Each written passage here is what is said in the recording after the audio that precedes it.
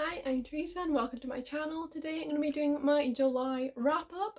And first of all, how on earth is it August? I am mind blown. I cannot believe time is going by so fast. I, there's no way it's August. It's not allowed to be August. I've got too much to do before September. Ah. But yes, okay, so back to July. July was a very strange reading month for me. I started the month in the hospital, so I was not in a good reading mood at all because I wasn't in a very good mood in general overall. So I do think that slightly impacted my enjoyment of my first couple books. So just kind of beware of that when I talk about my ratings and such. But it's been a weird, almost slumpy month, even though I've read 13 books, which is the same as last month, the most I've read in a year. So been like slumpy in that I'm not enjoying things as much as I think I normally would, but also still reading heaps, which is a weird mood to be in. But yes, let's just get on to the books. The first book I read in July was The Unpopular Vote by Jasper Sanchez. This was an arc sent to me by Harper 360. So this follows a trans boy called Mark who gets involved in the politics of his school and ends up running against a bigot for the role of student body president. And this I overall enjoyed. I did give it 3 stars because it just wasn't that memorable, that enjoyable.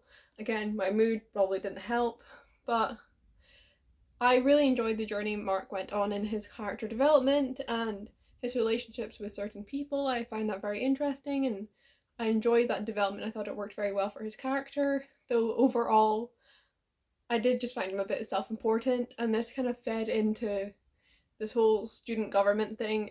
And I kind of realised by the end that it was satirical, it was over dramatized on purpose, but for a good while I was just believing it was that over dramatic because I always get the impression that it is from, in the States at least, from, TV, films, books. But I've been informed it is not, it is just satirical. Because in Scotland we don't have student government or any of that crap. We don't have any of the extracurriculars, okay?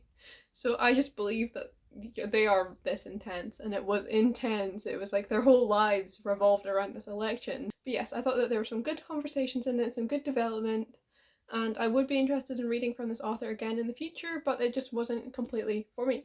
Next up I read Rise to the Sun by Leah Johnson, so big thank you to Scholastic and Pride Bookstores for providing me with this copy. This is a finished copy, but I did receive it for review. And I really enjoyed this. This follows a dual perspective of 2 queer black girls who are attending a summer music festival and each hoping to find themselves and find some answers to some very different questions. We follow Tony, who's grieving the sudden loss of her father a few months ago and has returned to the festival where he found himself in hopes of finding some answers. And we also follow Olivia, who is struggling after a breakup and just realising that contorting herself to fit whoever she's currently going for standards to make her as lovable as possible to them just isn't working, and after having some intimate photos of her leaked by an ex, she's just not in a great place at all. And this is just so joyful and lovely, and it really made me want to go to a music festival. It's got such an amazing atmosphere and so much just about the power of live music and how it connects people. It's so lovely to read, especially when obviously we're in the pandemic and we can't really do that anymore. And for me as well, because I was so alone when I read it in hospital, I felt very connected and with people, so I did enjoy this and I gave it 4 stars. I particularly loved Olivia's character development and I really related to parts of it. She's just really just finding herself and putting herself first and learning to do that. It's so important. I just loved seeing it, and just the whole setup of this novel was just so fun and good fun, light-hearted.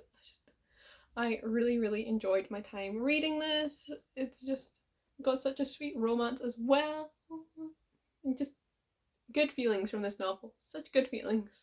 Next up I read Scythe by Neil Shusterman, and I'm not going to talk about this one too much because I only gave it 2 stars.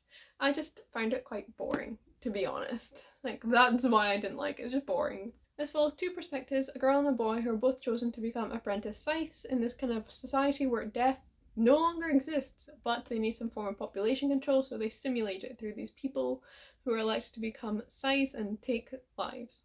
And these 2 are both reluctant to settle into this role, but they do, so we follow them on that journey through their apprenticeship. And yeah, I was bored. I was actually convinced to finally read it after sitting on my TBR for ages because I posted a TikTok talking about some like straight books, and I put this one in the stack, and everyone's like, "Oh no, Scythe's so good, you need to read it." And I'm like, "Fine." And I read it, and it was not worth it. So people of TikTok have lied to me. But no, this wasn't for me. I'm not going to talk about it anymore. I know some people love it, some people don't, so apparently I'm in the don't category. Next up, I read Love and Other Natural Disasters by Misa Sugiura, so big thank you to Harper360 for this arc. This is a summer rom-com. It's so fun. I really enjoyed reading it. We follow a main character called Nozomi. He goes to San Francisco for the summer to do an internship at an art museum, and there she runs into a few different girls. And we have this very complicated love quadrangle going on, and it's so fun. So yes, I really enjoyed just the messy sapphics being so unapologetically messy. I loved how they played with this fake dating trope.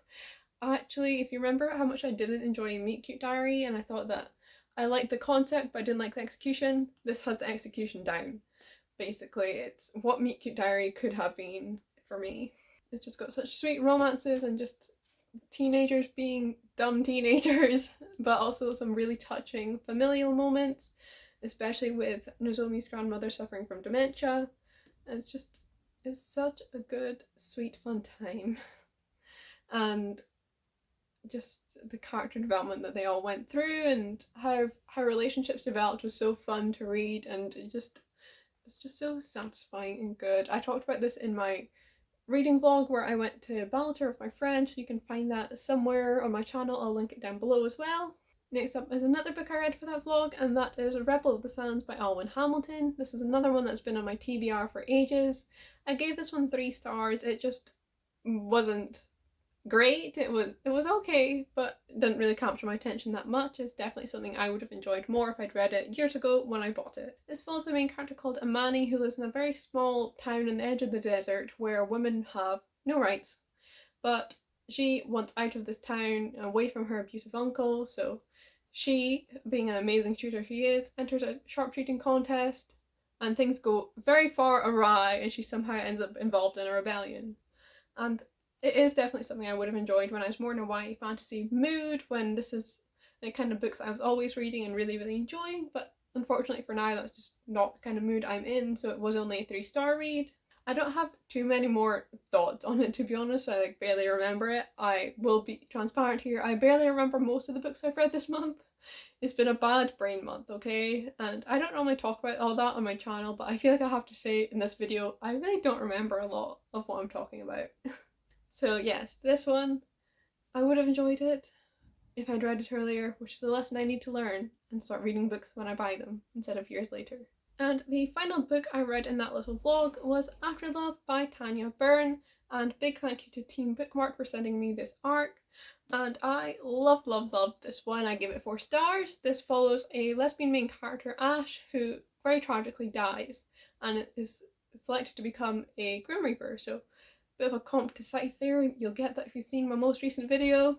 And this takes place in 2 parts, the before and the after. And in the before we follow Ash falling in love with her girlfriend Poppy, and this is so sweet and romantic. It's such a good romance. I really enjoyed reading it.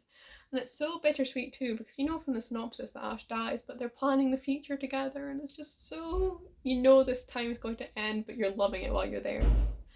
And then we follow the after, which has Ash adjusting, becoming a Reaper, and what this now means for her, and just going through life as a Reaper. And I just loved this. It was so just touching and emotional. But yes, as I've said, the kind of romance was really the strength of this book. I felt so hard for them both. And this book never would have worked if this hadn't been such an amazingly well-crafted romance, and just I was so in love with it, and I really felt for them with everything happening with Ash. The only little thing I had to criticise in this book is I did like to see more of Ash's grief after she died and she lost her family and everything, because they lost her but she lost them too, and I just didn't think that got enough time. But overall, this is a stunning book and I completely recommend it. It is out now. All of these books are out now, so you can pick them up and read them. They're just so wonderful. Next up was my only 5-star read of the month, and that is Loveless by Alice Oseman. This follows a main character called Georgia who's beginning her first year at university, and she's determined to fall in love because she's never really done that before and everyone else seems to be. But through some kind of incidents and some fun adventures at university, she begins to discover that she is in fact aromatic and asexual. And we really follow her journey with accepting this part of herself and just all of her friendships, and it's so good and wholesome. I really enjoyed reading this. I loved the focus on friendship. Friendship in books is some of my favourite things to read, and this book did it so well. I just loved them all so much. They just worked so well together, and it made you feel like you were just part of the gang. It was just so touching and lovely. I flew through this. It was so easy to read as well. It's definitely gotten me over my fear of reading Alice Oseman's novels after I didn't really enjoy Solitaire, so definitely going to be checking out the rest of them. And it is just so lovely, and I loved reading about college-aged characters, or university because we're in the UK, and it was just so much better, more relatable to me now than high school, which is a shame because I do love so many high school stories. But obviously university-aged characters are more relatable to me now than high school ones, as I am also in university. And we don't see enough university-aged characters in general, which is a shame because it's such an important time, especially for queer characters, because so many queer people don't come into this identity until, like Georgia, they're already in university or college. And yes, I just really loved this book. Georgia's such a relatable character, and I related to so much of her experience. So much of Georgia's journey I really related to, and it's actually funny because this is discussed in the book because Georgia has a lesbian best friend, and they talk about how they were going through the same thing with trying to force themselves to like men and feeling that there's something wrong with them, but went on kind of different directions, whereas Pip turned out to be a lesbian and Georgia turned out to be aroace. And just also it's got amazing side character sapphics. It's a damn good book, guys. It's so good. I see why everyone loves Alice Oseman so much. Next up, I read an arc of The Dead in the Dark by Courtney Gold. So this is lesbian ghost hunters in a small town. It is so good.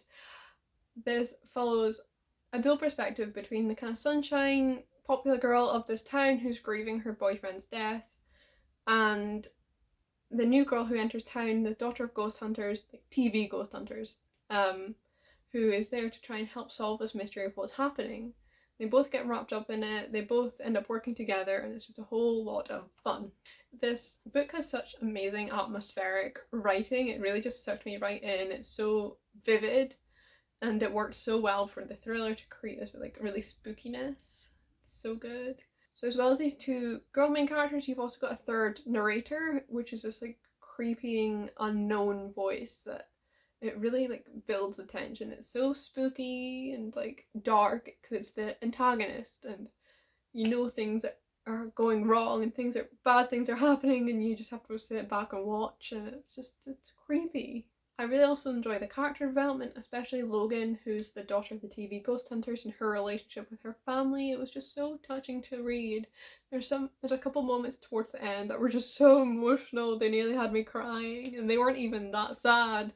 It was just, I really felt for them, and I just really enjoyed reading this book. Next up, I read A Lesson in Vengeance by Victoria Lee. This was also an arc, and I thoroughly enjoyed this one. This is dark academia murder lesbians. Like, what more could you want? So this follows Felicity Morrow, who is returning to retry her senior year at this private boarding school following her having to drop out after the death of her friend Alex. But what everyone else doesn't know is that Alex wasn't just Felicity's friend, she was her girlfriend. And so we follow Felicity returning to the school and getting immersed in this world again with this all the academia of the witchcraft in the school's history, which she got very intense and obsessed with before, and just the death of Alex haunting her, and it's just very intense emotions. And this continues until she meets her new housemate, Ellis. And Ellis is a prodigal young writer who's here to write a book about the Dalloway five girls who all died under very mysterious circumstances accused of witchcraft in school's history. And so she ropes Felicity in on this quest, and it gets dark and it gets intense, and it's just so damn good. Did not see where it was going at all. It's definitely a bit of a slow burn, but it's so worth it. It really just like sucks you in and doesn't let you go. and the writing and the atmosphere of this book is so strong, so vivid, and just haunting, and oh, it's so good. And I also love that Felicity is an unreliable narrator. I love unreliable narrators. I think they're so fun to read from, and this was definitely true of this book, and it really helped up the spookiness as well, because you really just didn't know what to believe. You know, was this real or was this just Felicity's imagination, or these kind of anxiety she has, and it just, oh, so good. Chef's Kiss, loved it. It's such a good thriller, definitely. As I've said, slower burn, but so worth it. Next up, I read an arc of The Breath Between Waves by Charlotte Ann Hamilton. This is a sapphic Titanic set romance, and this is also by a Scottish author with a Scottish main character, which I love. I loved seeing little bits of Scots sprinkled in there. It was just wonderful. So this follows a main character moving from Scotland to the States on the Titanic with her family, and she knows that when she gets there she's going to be forced to marry pretty soon, and she just does not want this. She's not into men at all. And on the ship she meets her roommate, and they have this whirlwind romance, and it's very much, you know, like the Titanic. I don't know, I feel weird calling it a romance because like half of this book is not romantic at all, and this was also the stronger half of the book, I felt. I gave this one 3 stars because the romance just didn't sell me.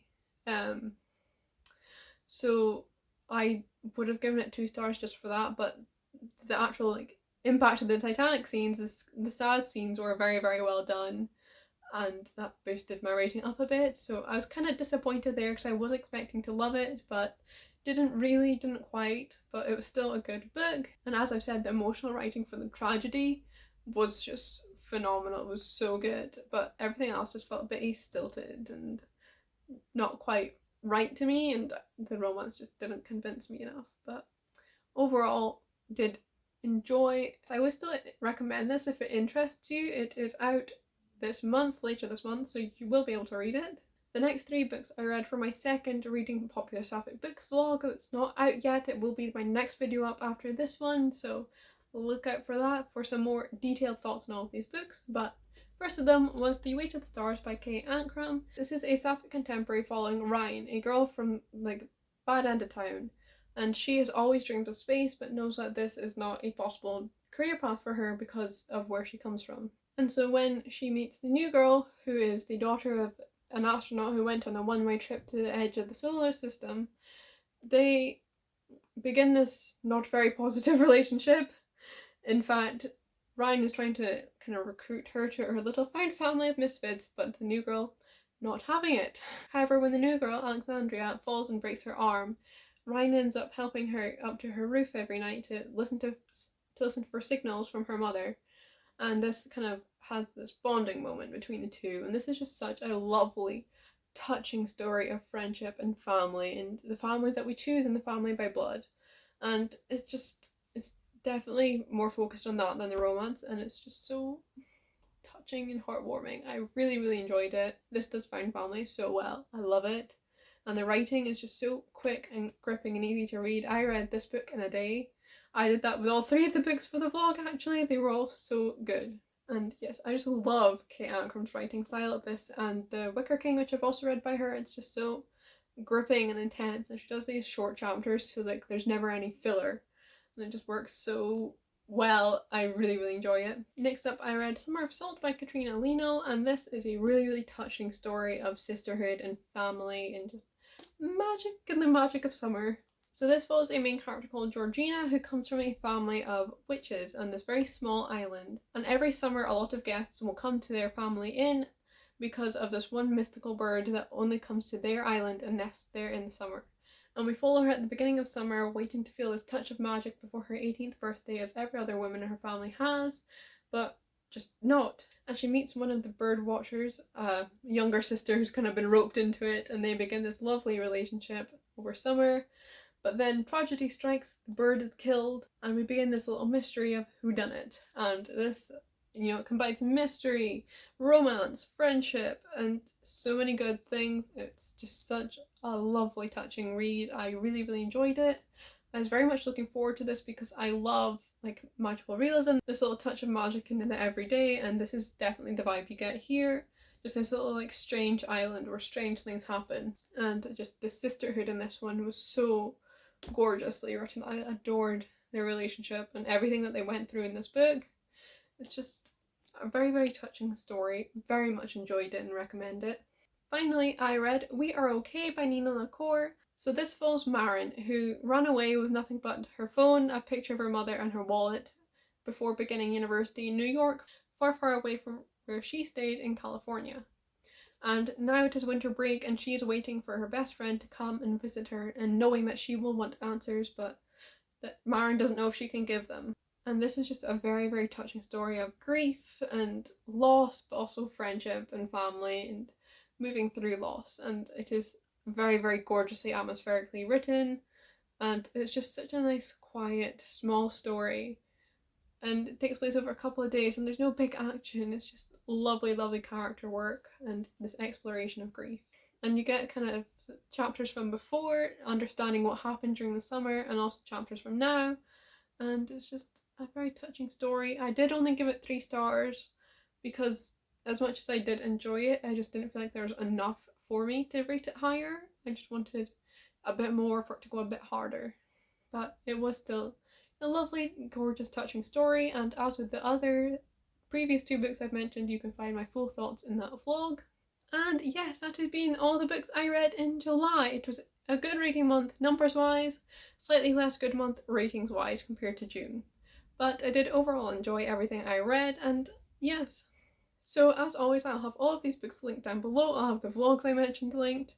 Everything you could ever need is always linked in the description. You can find my social media if you want, my bookshop affiliate, whatever you need. And yes, thank you very, very much for watching. I hope you've enjoyed, and I'll see you in another video soon.